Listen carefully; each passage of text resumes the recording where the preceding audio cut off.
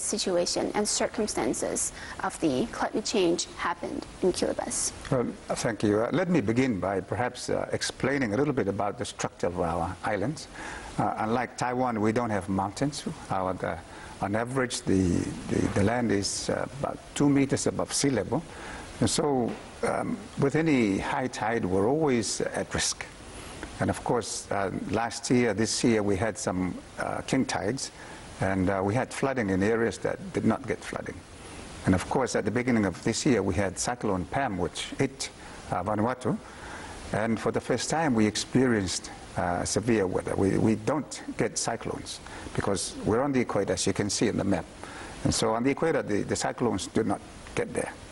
But for the first time, ever in our experience, we had Cyclone Pam hit our southernmost islands.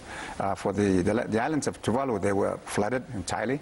And our 2 southernmost islands, we lost, some homes were lost, a lot of homes.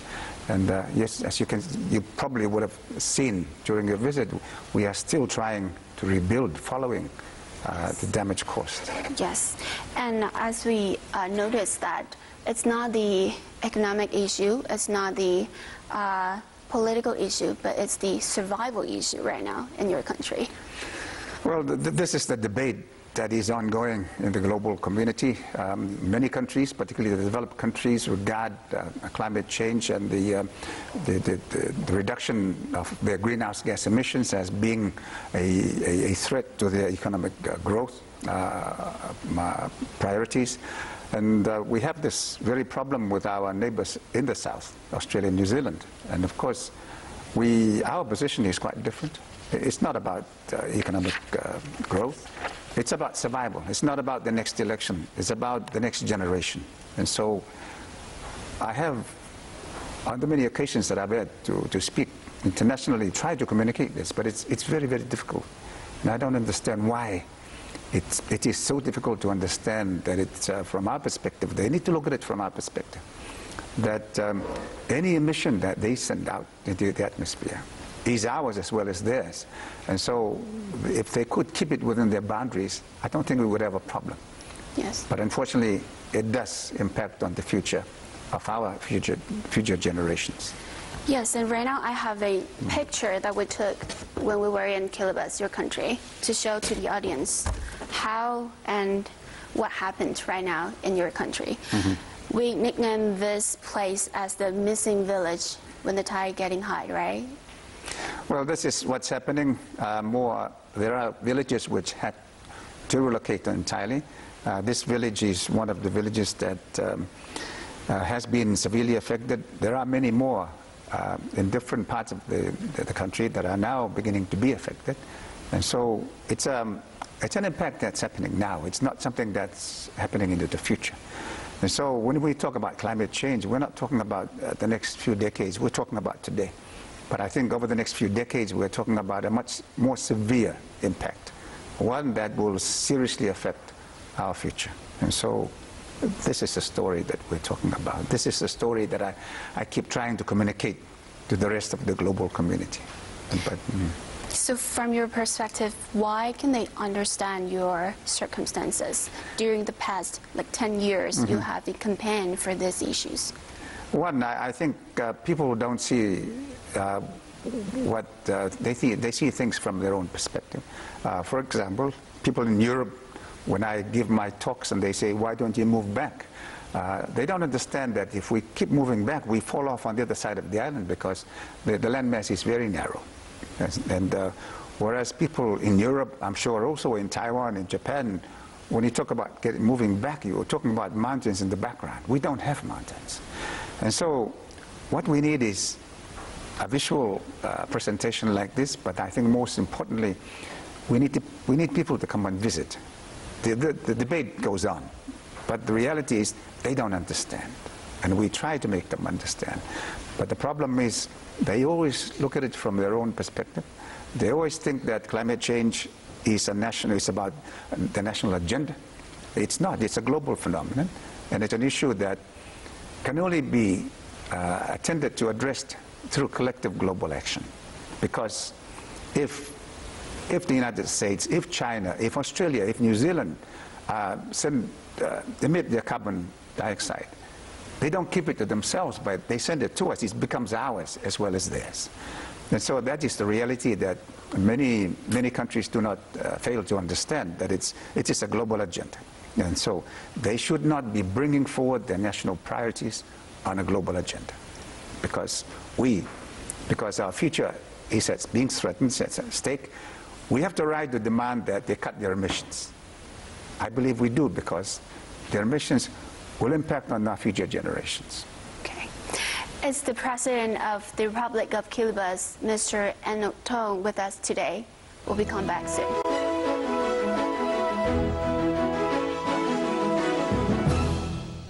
Which just happened in 30th November. You will be there for sure. So the question would be like, you've been a very successful leader who's campaigning this issue for the past decades. You hold the the dignity to prepare yourself at every international meeting, every international conference to call for action. Right now, can you update us or to share about your point of view of the reaction and response from the global north? Okay. Well, certainly I will be going to Paris for the COP21, and I am looking forward very much to participating at that conference. But let me go back a little bit to maybe some of the history of what I had been doing. As you said, I had been campaigning for more than a decade, the entire term in office of 12 years. And I recall that when I started talking about climate change at the United Nations General Assembly, nobody listened. And of course, at Copenhagen in 2009, there was that very dismal failure. And I was very, very disappointed. Since then, a lot has happened. Last year, we had the commitments by the presidents of the United States and China making a commitment. More recently, President Obama has been making further commitments. And of course, these are very welcome. In addition to that, a number of countries have made commitments to reduce their greenhouse gas emissions. And I'm very happy to hear that Taiwan has also made that commitment as part of the international community. The question then is what will happen in Paris? Yes. And I've been involved in some of the closed meetings. And recently at the General Assembly, there was a group of a few countries to discuss the likely pathways to Paris. And of course, I was there. And we had different views.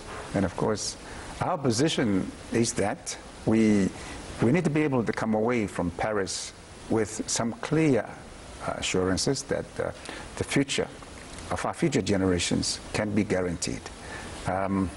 It's not about the numbers. It's not about 2 degrees Celsius. It's not about 1.5. It's not about, but it's about the global community being able to make a commitment to ensure that nobody is left behind, that there is no collateral damage before we begin to act. And so what I'd like to be able to come away from Paris with is to be able to go back to my people and say, you're right, we've got resources being committed, and we will build up the islands so that if and when the sea level rises, if and when the next severe storm comes, you'll be safe. And that is what we must be able to deliver. Otherwise, we would have failed as a community, as a global community. And I know that there continues to be debate. And I know a lot of countries are always looking at greenhouse gas emissions in relation to the impact, reductions on the impact of the economic growth. I think it's time that we look at it in a different way, that it's about the challenge, the moral challenge, as human beings with human values, valuing the life and the existence of others above our economic growth, above our standards of living. I think this is what needs to be challenged. You failed to persuade them to limit the temperature within 1.5 in September, right? Okay. Well, the reality is that according to the science, and the science gets worse, the predictions of the science gets worse.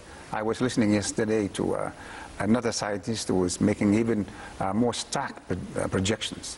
But the reality for us, according to the latest science, is that regardless of whether it's zero carbon emissions or 350 or 450 parts per million, our future is assured that we will be underwater.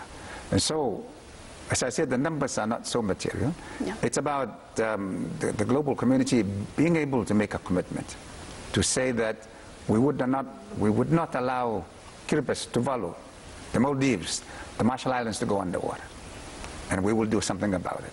Because this is the test of the moral, the moral challenge that we will be facing.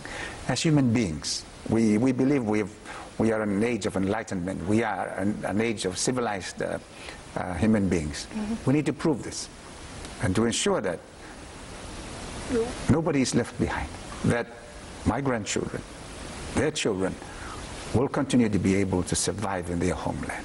So do you think it's a very positive attitude for this year to persuade them? I think we continue to negotiate, and I think this is the problem because it's not a negotiation. No. Okay? The science is very clear, but we continue to question the science without any real scientific basis. So it's a political argument. And so my argument is if you believe what you're saying, come and live in my home and put your grandchildren and your grandchildren there.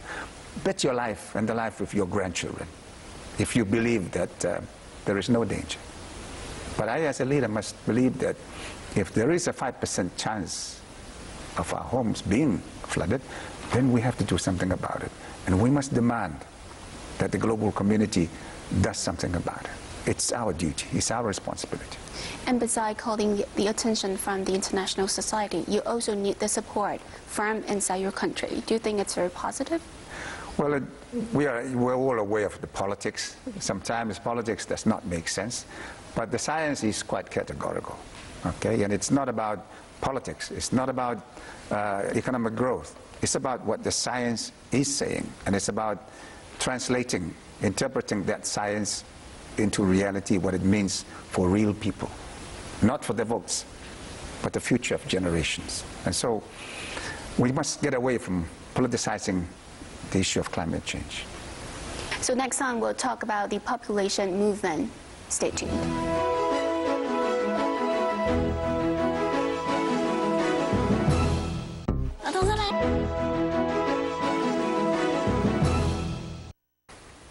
欢迎回到国际热线。今天节目上，我们非常荣幸邀请到了基里巴斯总统汤埃诺先生加入我们的讨论，畅谈气候变迁的议题。今年9月份，我们实际到基里巴斯采访，观察到了非常不寻常的现象。9月份传统上是基里巴斯的干季，没有想到在当时我们却碰上了好几场的大雨。当地人也告诉我们，当地的雨季跟干季现在完全变得不可测了，造成什么样实际的影响呢？好几场的豪雨造成当地大淹水，连带的疾病也产生了，包含了蚊子传染的驱弓热跟登革热在当地大爆发，好几千人受到感染，这也成了基里巴斯现在在气候变迁之后得面临的疾病问题。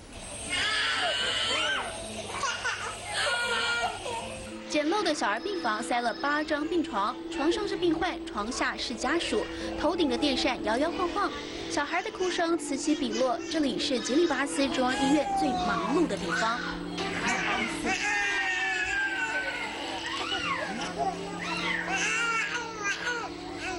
不到1岁的婴儿不明原因哭闹，好几天无法进食，护士协助喂食才稍稍缓解脱水的症状。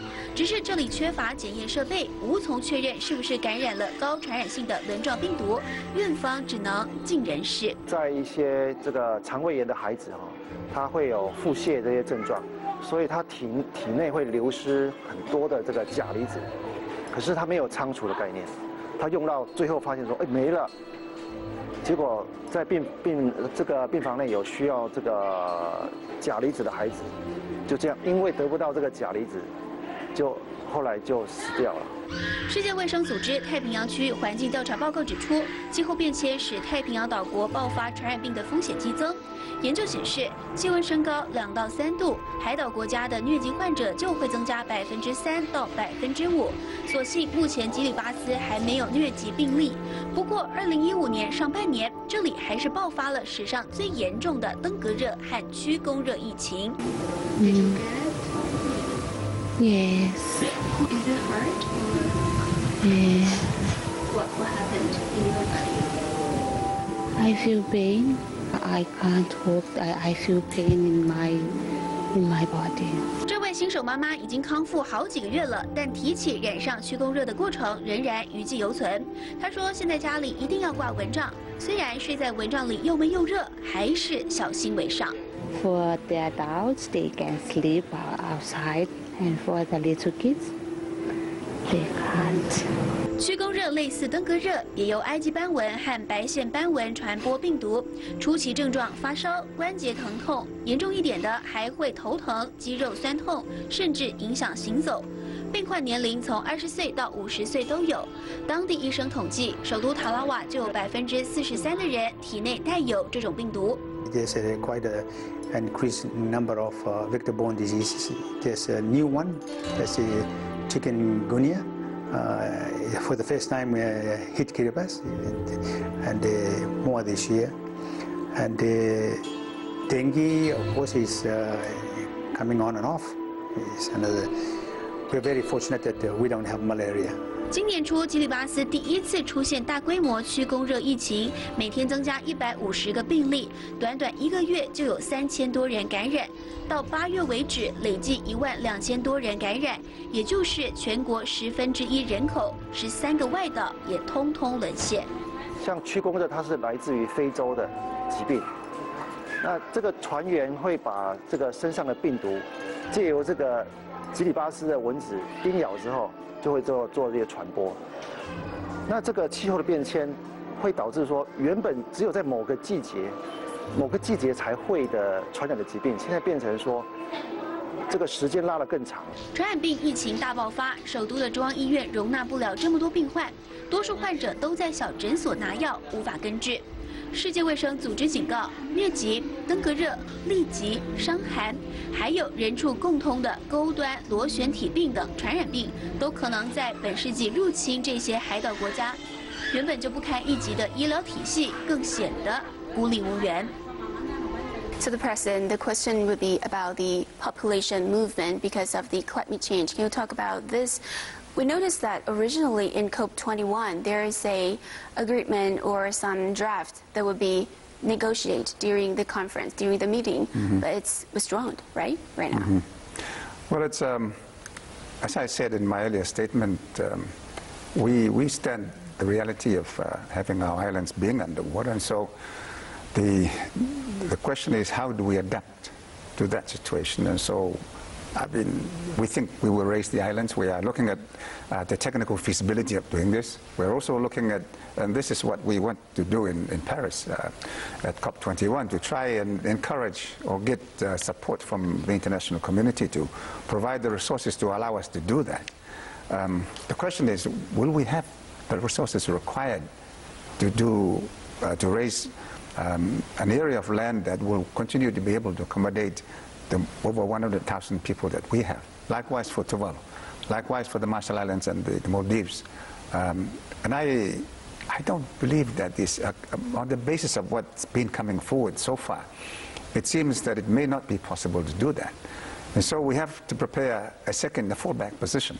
And the alternative is that we will try to do as much as we can. We have made a commitment that we will ensure that the nation of Kiribati continues to exist into the future. We owe that to our future generations. But the next question is what happens to the rest of the people who cannot continue to stay on the island because the landmass will be reduced, the ability to support population will have declined. And so we are, as part of that strategy, it's a multi-pronged strategy, we are also considering the relocation of our people. We've got to be realistic. I mean, we don't want to leave our islands. But if we have no choice, we cannot continue to swim. So we have to accept the reality that some of our people will have to relocate. Now the question is, how do we do that? Okay, and so we see what's happening in Europe. It's a forced migration. And so we have refugee situations. We don't want our people to be regarded as refugees, climate refugees. So what we are doing is actually going through the process of preparing them for the possible eventuality of them being relocated. But if and when they do relocate, we'd like them to do that as dignified human beings with the skills and the dignity of moving as people with the capacity to integrate into new society and to be worthwhile citizens, to be able to make a contribution rather than to become burdens. And so that is the way we'd like to see that happen. So already we are doing this. We've also bought a piece of land in Fiji. I'm sure that's common knowledge. And I keep being asked by media people like yourself, are you going to move all of your people? And the answer is no, I'm not going to do that. Why we did that is it's an investment, it's a food security alternative safety net. But of course, in the future, I don't know what my successors will do. They may well do that. But I think the most, perhaps the most encouraging development has been the forthcoming attitude from Fiji itself. The government and the people of Fiji have issued a formal advice that if and when Kiribati and Tuvalu ever should need a place to relocate in the event that their homes will no longer be able to accommodate them, Fiji is willing to accommodate them. And so that is perhaps the most forthcoming statement from any country.